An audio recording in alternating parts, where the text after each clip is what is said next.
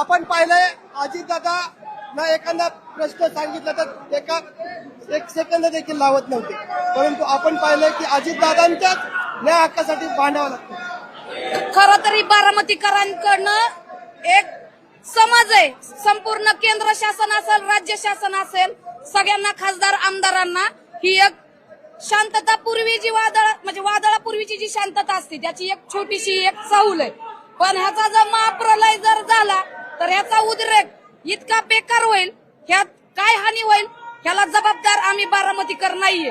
आम्ही गोडीत व्यवस्थित शांततेच्या मार्गाने प्रशासन असेल शासन असेल कायदा कानून सुव्यवस्थेतून रोहितदादा सभ्यपणे त्यांचं मत मांडत आहेत बारामतीकर.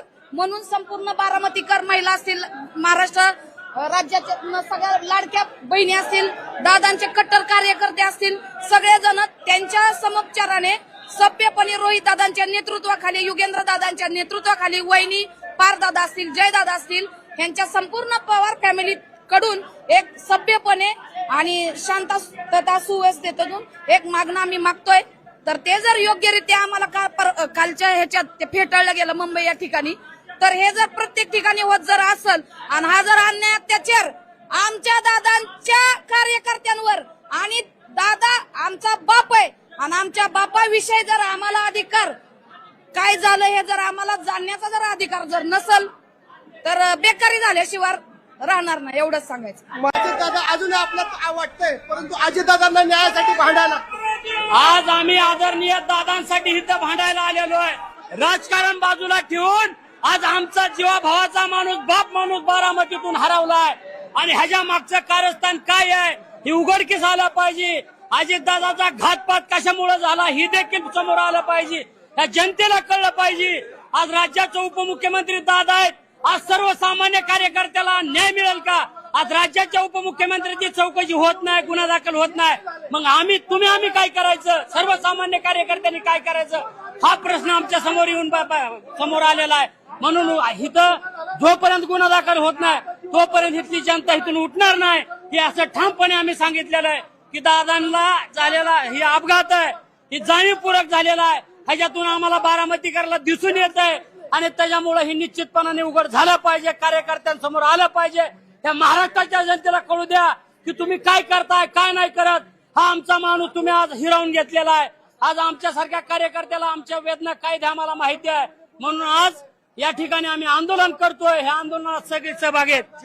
जे पोलीस स्टेशन अजितदादांनी बांधले त्या इमारत आपण पाहतोय, परंतु इथंच त्यांना न्यायासाठी भांडावं लागतं. आज नेता नसल्यामुळे भांडावं लागतंय. दादांनी एखाद्या सर्वसामान्य कार्यकर्त्यांनी जर फोन केला दादाला, दादा माझा गुन्हा दाखल करून देत नाही, इथं नुसतं नाव जरी सांगितलं तरी दादांच्या नावाने इथं गुन्हा दाखल व्हायचा. परंतु आमच्या नेत्यासाठी आम्हाला भांडावं लागतंय, कारण नेता आमचा सत्तेत होता, आज सत्तेत नसतं असताना सुद्धा आज त्यांचं अपघाती निधन झालंय त्याच्यामुळे आज आमच्यावर ही वेळ आलेली आहे. एकंदरीत आपण पाहतोय की सर्व कार्यकर्त्यांची भावना आक्रमक आहेत आणि कार्यकर्ते इथून हटायला तयार नाही. काय भावना? आता तुम्ही म्हणला हे दादांनी पोलीस स्टेशन बांधले, पण ज्या दादांनी हे पोलीस स्टेशन बांधलं, ज्या बारामतीतून आज त्यांचा पक्ष सत्तेत असताना आमच्यासारख्या बारामतीकरला गुन्हा दाखल करावा म्हणून आंदोलन करावं लागतंय, याच्यापेक्षा मोठी शोकांतिका नाही. ज्या अजितदादांनी हा पक्ष वाढवला त्या नेत्यांना मंत्रिपद दिली, त्यातला एकही मंत्री आज या ठिकाणी बोलत नाही. हे खूप लज्जास्पद आहे आणि ह्याचा आम्ही निषेध करतो. राष्ट्रवादी शरदचंद्र पक्षाच्या वतीनं आज आंदोलन केलं जातंय.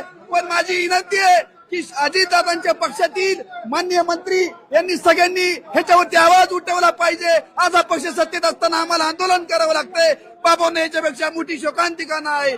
आम्ही एकच इच्छा आहे, आमच्या दादांना न्याय मिळाला पाहिजे. लोकांच्या मनामध्ये जे काही शंका आहेत त्या शंकेचं सरकारने उत्तर दिलं पाहिजे, एवढीच आमची प्रामाणिक इच्छा आहे. बंधूंनो, सरकारने डोळे उघडले पाहिजेत आणि आपण बघतोय की सरकारने कुठेतरी न्याय हक्कासाठी या ठिकाणी लक्ष घातलं पाहिजे. आपण त्यानंतर थेट आपण बघतोय रोहित पवार हे तिथे पोहोचलेले आहेत आणि काही वेळांमध्येच आता बारामती पोलिसांमध्ये रोहित पवार हे तक्रार दाखल करणार आहेत. डीजीसीएने संबंधित VSR कंपनीची उड्डाणं ही तात्पुरती बंद केली आणि त्यानंतर आता फौजदारी गुन्हा दाखल करण्याची मागणी आता जोर धरू लागली आहे. थेट जाऊयात आपले प्रतिनिधी जितेंद्र जाधव यांच्याकडे. जितेंद्र,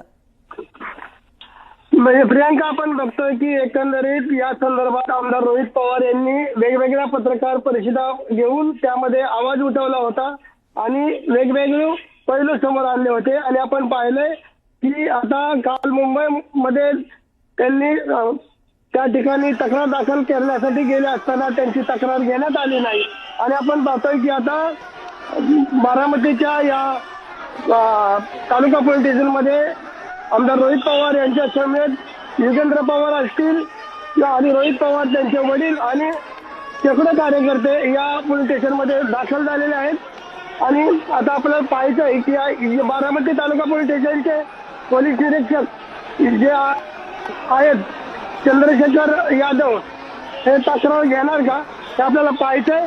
आणि आता नंतर या संदर्भात कार्यकर्त्यांनी असतील किंवा आपण या ठिकाणी जे महिला कार्यकर्ते आक्रमक झालेले आहेत, जोपर्यंत गुन्हा दाखल होत नाही तोपर्यंत आम्ही इथून हटणार नाही असा पवित्रा या सर्व महिला कार्यकर्ते असतील, युवा कार्यकर्ते असतील यांनी घेतलेला आहे. संपूर्ण आता बारामती तालुका पोलीस स्टेशनला आता वेढा घातलेला आहे कार्यकर्त्यांनी. त्याचबरोबर वकील मंडळी देखील मोठ्या प्रमाणात या ठिकाणी दाखल झालेले आहेत आणि एकच आवाज देत आहेत, एकच वादा अजितदादा, एकच वादा अजितदादा. माननीय रोहितदादा पवार यांच्या संकल्पनेतून आज इथं आम्ही जमा झालेलो आहे. तरी आम्हाला आमची FIR घेतलेली पाहिजे आहे. काल मुंबई इथे मरीन ड्राइव्ह इथे मुंडे साहेब यांनी तक्रार घेतली नाही, यासाठी आम्ही आज इथे बारामती पोलीस स्टेशनला उपस्थित राहिलेलो आहे. तरी आमची FIR मान्य महाराष्ट्राचे उपमुख्यमंत्री अजितदादा पवार साहेब यांची घेतली पाहिजे.